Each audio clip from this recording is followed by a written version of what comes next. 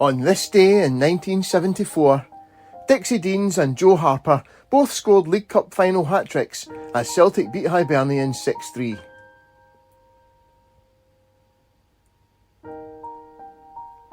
Celtic's meeting with Hibernian on the 26th of October 1974 was Celtic's 11th consecutive appearance in the League Cup final, but after winning it a record 5 consecutive times from 1965 to 69, they had lost the previous 4 finals, and after beating Hibernian, would go on to lose the next 3 as well.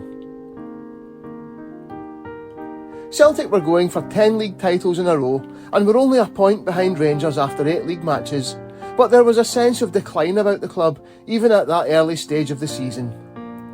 Davy Hay had been sold to Chelsea, despite his willingness to sign a new deal after returning from the World Cup that summer, and George Connolly announced on the 14th of September that he was quitting football altogether.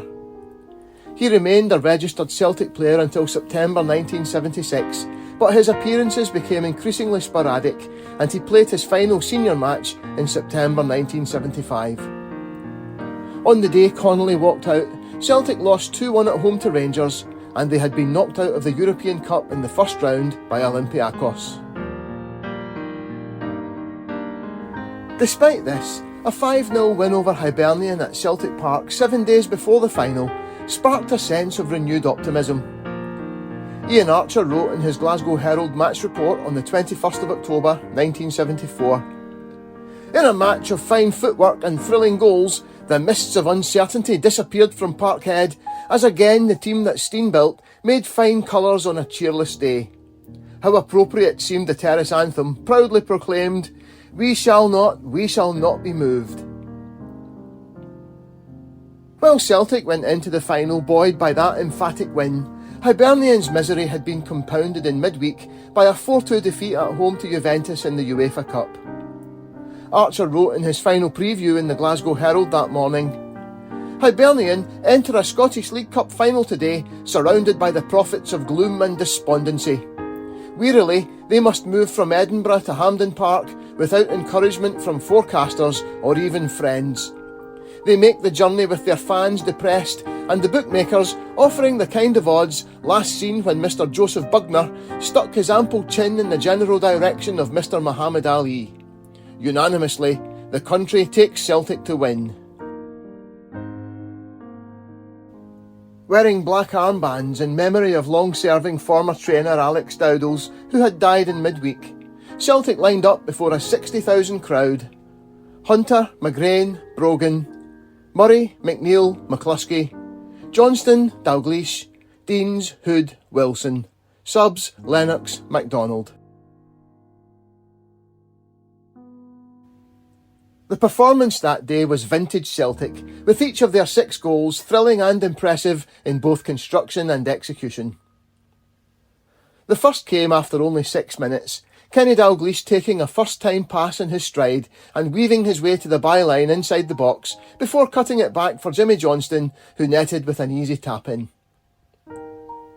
After Steve Murray had a goal disallowed for offside on the half-hour mark, Celtic went 2 ahead on 34 minutes, with a goal that owed much to the experimental offside rule in use for the tournament, whereby players could only be offside within 18 yards of goal. Pat McCluskey took possession midway inside Celtic's half and swept a raking pass towards the Hibernian penalty box where 3 Hibs defenders were gathered, but Dixie Deans beat them all to it and found himself clear on goal, stabbing it over the keeper as he raced out to close him down. Joe Harper made it 2-1 on 42 minutes when the Celtic defence failed to clear a corner, and after the ball was headed back in, the striker hooked it over Ali Hunter with an acrobatic hitch kick. Paul Wilson restored Celtic's 2-goal lead after 47 minutes. Jim Blair's description in the Evening Times of the 26th of October 1974 now sounding horribly dated. "Celtic took only 2 minutes to show they meant business.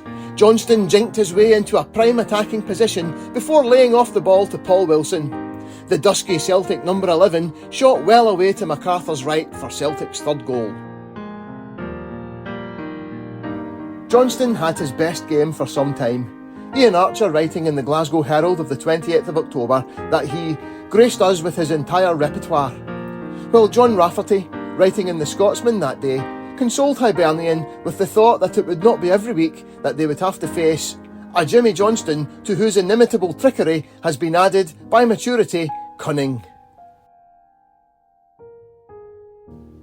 While Joe Harper has always been credited with a hat-trick for Hibernian, Jim Blair in that day's Evening Times recorded his second as an own goal. Harper put the ball out to Edwards on the right and ran in anticipating the winger's cross.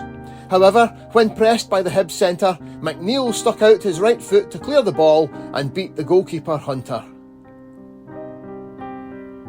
Celtic then went up a gear and Dixie Dean scored 2 in the next 5 minutes for his second hat-trick in 7 days against Hibernian. On 63 minutes, he took a pass from Steve Murray in the penalty area, turned his marker brilliantly and swept the ball low to the right of the keeper. He scored the most spectacular goal of the day 3 minutes later, Ian Archer reporting in the Glasgow Herald.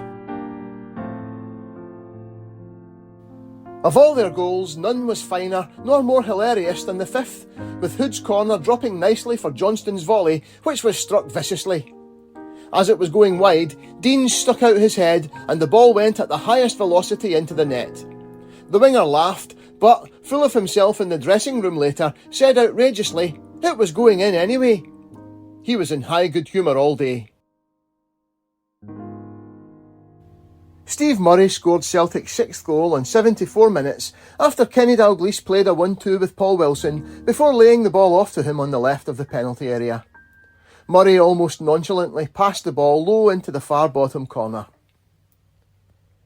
Joe Harper bundled in a late third for Hibs after Ali Hunter blocked his first effort from a low cross 7 minutes from the end, but Celtic had already done enough to capture the League Cup for a then record 8th time, and suddenly all seemed well again. Ian Archer opened his match report on the 28th of October 1974. Celtic's triumphant way continues, and at Parkhead yesterday, Jock Stein recited an impish litany. The Scottish Championship, the Scottish Cup, the Dryborough Cup, and now the League Cup. The whole lot. Not bad for a side they say is falling apart. Every piece of silverware which the country makes available for its footballers now lies in perfect symmetry around the Parkhead boardroom. Only the Glasgow Cup, that local irrelevance, is elsewhere, but, as the manager says with a smile, that's still to be played for. It will probably end up in the same place.